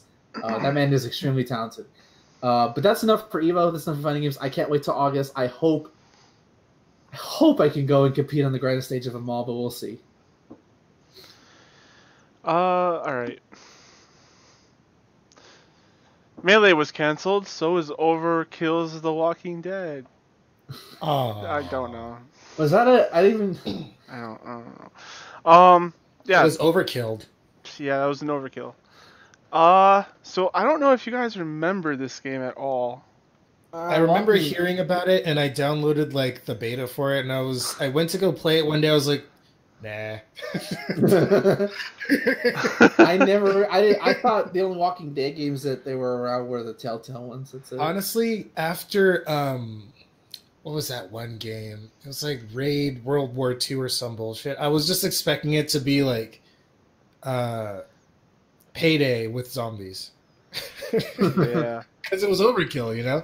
And they basically released like the same game like twice. They had Payday and then they had Raid World War II, which was just Payday with Nazis. So it's just Yeah, this game was actually released, by the way. Like it was like it was released and sold on Steam at one point. And then they removed it because of all the negative reviews. Wow. And they were going to work on it and then release it again. The only time I've ever heard that happen before was Arkham Knight on Steam. Yeah. Because they released that and then pulled it and then put it back up. Because the port was so bad. It was pretty bad. Yeah. Like frames were even rating. Mm-hmm. So here, this is in a statement to IGN, Skybound confirmed that it's ended its contract with Starbreeze Studios and will discontinue all efforts on Overkill's The Walking Dead. I mean, what's going on over at Starbreeze? I don't know, dude. And what is it, Skybound? Like I don't know. Didn't they have like a whole bunch of raids or something on them in Poland or something? I remember here. Yeah, we We talked talked about about that that, at some yeah. point a while back. Yeah. I don't know. Like, Are they gonna be around in like a year or I two? doubt it. Not if I don't know. Like, they got rated. It's pretty much over. I don't That's know. Oh, but yeah, that's kind of the story of it. That it's just like baffling. mhm. It's like, how does this happen? That sucks. Well, man, at the same time, like, I don't know, zombie shooters, like, don't get me wrong. I mean, zombie shooters can be fun. They can still be cool. You just gotta do them right. And it sounds like they didn't do it right. Did you guys want to talk about the HoloLens thing, or should I transition to a different story? I don't know too much about this. Yeah, I kind of was being Oh, ignorant sorry, about it on Warframe. purpose. Oh, okay. I had no idea what this was about, other than that they're selling like, what is it called? Like developer kits or something for HoloLens. Mm. Okay, cool. Let's just skip that then. And go into another baffling news story, which is THQ Nordic, Oh my god. the most baffling news story of the week. I think this kind of supports Justin's theory that THQ Nordic's not a real company. Yeah. Because like a So- real company Yeah. would have like not done this. A real company would have Googled what is 8chan. Yeah. So Right. yeah. Why not Reddit? Why not Reddit? Why not do an AMA on Reddit? Which Like, is where AMAs came from my understanding. yeah. Like, I don't know. Or So- Twitter, dude. Fucking Twitter. Fucking do no, that. don't do Twitter. Reddit's way better. THQ Nordic inexplicably hosts AMA in notorious internet cesspool, which is 8chan, Cesspool. which is known for best for hate speech, far right conspiracy theorizing, and pedophilic content. The best place on the internet. Nice and wholesome. Wholesome like Wonder Bread. Oh boy. So they kind of just know, tweeted it. They actually tweeted it out. We're doing an 8chan AMA and we have no idea why. Come to like they said we have no idea why. Like what? I think the whole office just did coke one day, and they're like, "Let's do an Are AMA you and sure there's 8chan." people in an office? It's probably just a dude. This is what, dude. He just did a bunch of coke. I'm gonna do an AMA on 8chan. You know, instead of writing out a press release, let me just do an AMA on 8chan. And the thing is, too, is like I'm pretty sure last time I checked, they own the rights for Saints Row, one of my favorite games. So like, it's just, is this the end? This is probably the end. It's I not mean, the they end. This is the end. They were not- dead this is and prob- they're quote unquote back, so it's not the end. This might be the end. Listen, THQ's Nordic is a zombie, alright? Like, Yeah. This is I don't know. I thought they were trying to make a comeback at first, but I don't know. Maybe they're just, I don't know.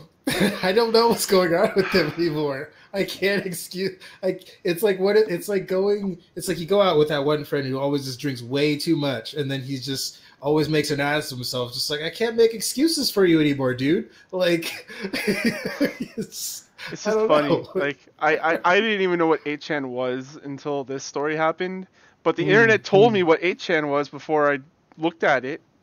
Mhm.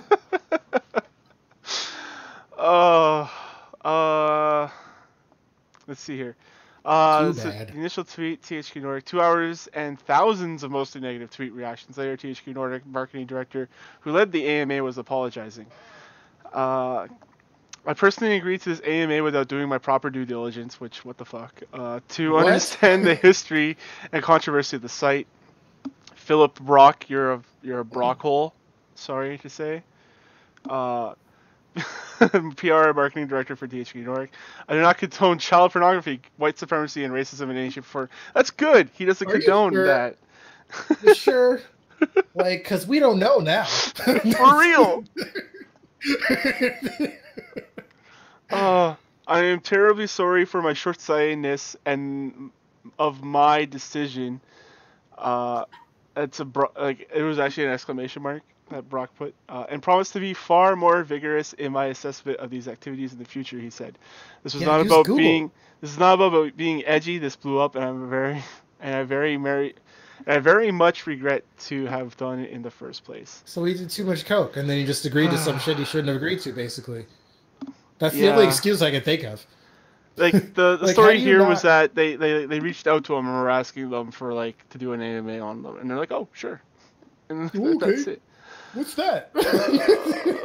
you should have asked the "What's that?" question first before saying okay. Oh my goodness. Oh, it's over. You're done. Your PR is shot, dude. This is probably one of the worst PR moves you can make. So I don't know. I don't know if there's any coming back from this one. I don't know. Oh, there's coming back. People are gonna. Maybe. I don't know. They're not gonna care. They're gonna forget about this in another hour. That's true. Yeah, who knows? The internet moves fast, and no one cares. That's true. Oh boy. I made a joke that maybe 8chan bought them, and this is like marketing to get them. Maybe. Possibly. You never know. It's like so megas can find out about 8chan and go there. Oh no. just a theory, folks. Just a theory. There's some good shit here. In a follow-up email, we asked Brock about the instances where he interacted with 8chan users. One instance where a user asked about big titty lolies, underage girls with large breasts, in THQ Nordic games, and another where he appeared to assure a user to not to be influenced by the sock just crowd, the social justice warrior crowd. Oh my god. And he actually said What? sock just, like SOCJ, like this is Brock, the PR guy's words. Like He said that. yeah. So he's just out of touch with everything then. Basically. Sock just. I've never heard it called that before. I know. Just made that shit up. I know. Sock just. Sock just. You're gonna Google This that is shit, bro. hilarious, but also sad at the same time. Yes. It's funny. It is really. It's like funny because it's like, oh, he doesn't know any better, but he really, really, really, really should. I'm pulling this article from Gama Sutra, by the way. From Gama Sutra, I guess. Brock told Gama Sutra, I fucked up, and well, it is strange to have say this, but I'll do it nevertheless. I am not a white supremacist nor into child porn. Nor do I think AMA was a smart in hindsight, and if I could, I would undo it. We'll try to stay that way. Was in a relationship. Wait, in a relation to not us censoring the game. Okay, so this is what he's talking about when he's saying sock just.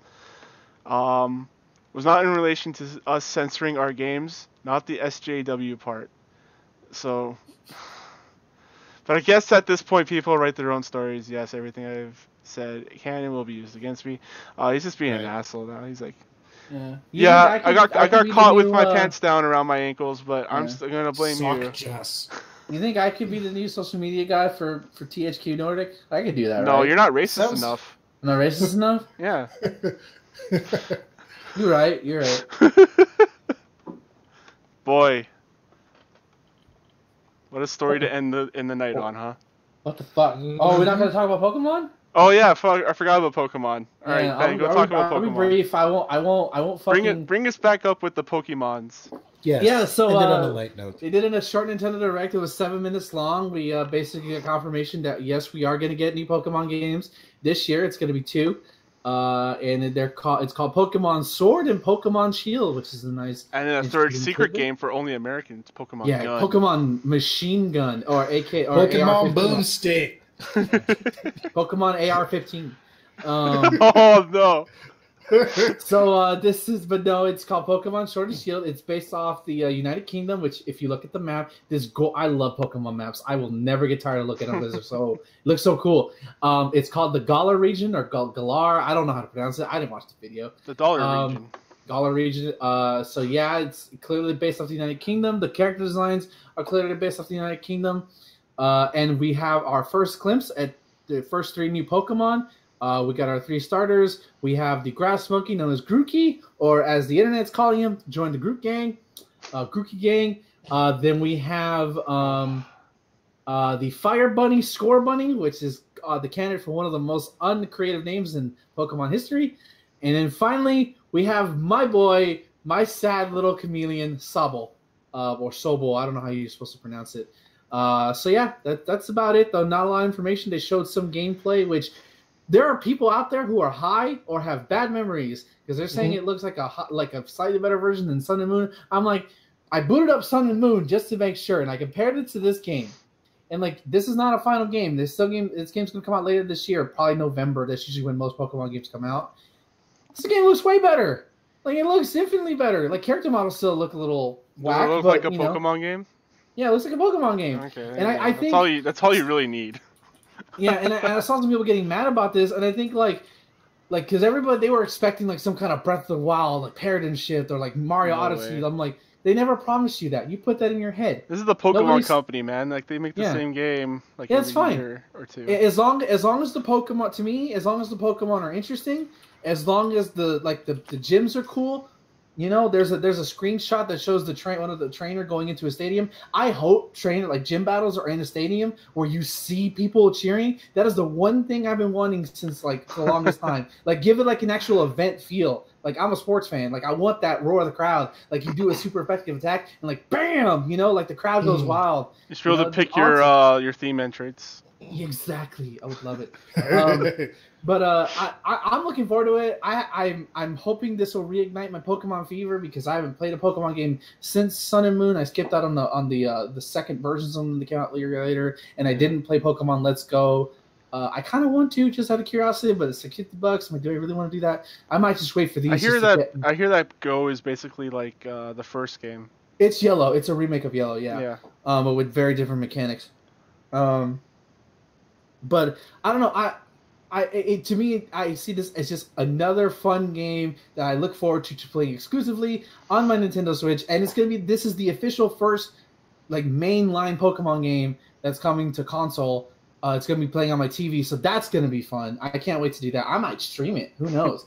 I'm not holding any promises till like November because shit might change. I might lose my leg. I don't know. Hey, don't say that. Yeah, I might. Well, we'll see. Anyways, diabetes isn't that bad yet. No, but when you're trying to smush yourself between two cars and get a lawsuit going so you can get a lot of money, I didn't say anything. Anyways, Pokemon Shield and Sword releasing later this year, more than likely November 2019. Get your Pokeballs ready. Who's your starter? I'm picking Sobel. I want to hear which everybody else's starters are going to be. I am a fire guy, so I would pick the bunny. You can pick the bunny? Charmander. Oh yeah, Charmander. Yeah, it's a good start. Charmander. Yep. I have gone in 8 generations. I have gone grass 6 times out of 8. Only 2 times I picked grass. So I picked water 6 times. The other 2 times I picked grass. I don't ever pick the fire starter. Never do. Fuck fire. Fire sucks. Fuck you. Charmander. Charmander, Char. I'm not gonna go into more deep depth, but I'm very excited this is gonna be my first Pokemon game on a console, like an actual game. Cool. I'm gonna look forward to it. Sweet. Justin wasn't here, but you can find him on his Twitter at @0_score or just 0score. Look him up. Also, he was on the Y-Cast with one of the guys that we had on this podcast a while back. Can't remember his name right now. Kale, that's his name. X Justified. So you could just Google up the Y-Cast, looking for it in your podcast feed, and you should be able to find the episode where Justin is on there. And Lo, where can people find your stuff? You guys can find me on Twitter at Nero the Hero, N3R0, THEH3R0. You can also find me on YouTube, Nero the Hero, all with letters. You can also find me here on Charge Shot, the Charge Shot Boys. Ben. You can find me at twitter.com/marvelousiggy. Shovel Knight has been updated. It's coming out. The new episode just went live. 2 episodes went live in the past couple of days, so it's thing. It's coming. It's going. And also, coming on every time I'm going to stream. I'm going to try to at least stream 3 times a week this month for March because it's Megaman X month for me. As I said earlier, I'm going to be streaming Megaman X3 because I want to die. And I'm going to be streaming the Megaman X challenge where you fight 2 bosses at once, and also on my YouTube channel, which you can find in my Twitter account. I will be doing a Let's Play of Megaman X4 for both X and Zero's campaign. Again, expect that towards the latter half of the month where technically it might not be X March anymore and go into April, but who gives a fuck anyways. But yeah, look for that. It's going to be Mega Man X all month for me. Suck it, classic Mega Man. And you can find me on Twitter, CSG Thomas on Twitter. You can also find me on Twitch, Kane Plays Stuff, where you can see me pulling off 2 army of ones in a single round, because I'm a badass. Shout outs to Internet Unwind and Bohannon for coming by the stream and just leaving messages there. I watch the chat feed, so you know. Maybe you should drop by every 9 o'clock Friday Eastern and come say hello. And you can email me, thomas@charshot.com. We should have something up for Nier Automata Game of the Yorhan edition. We got a code for that for PS4. So Cool. too bad, Low, that they didn't give us a PC copy. Yeah. These things happen. I get to play Nier Automata again, one of my favorite games of that year that came out. Nice. So it's great. We will become as gods. Become as gods. And until then, guys, become as gods. Bye. X gonna give it to you. Oh boy. Oh man, if I wasn't lazy and I knew how to do what I was doing, I would have made an intro video for like my Twitch stream for X gonna give it to you, just like have it do like random Megaman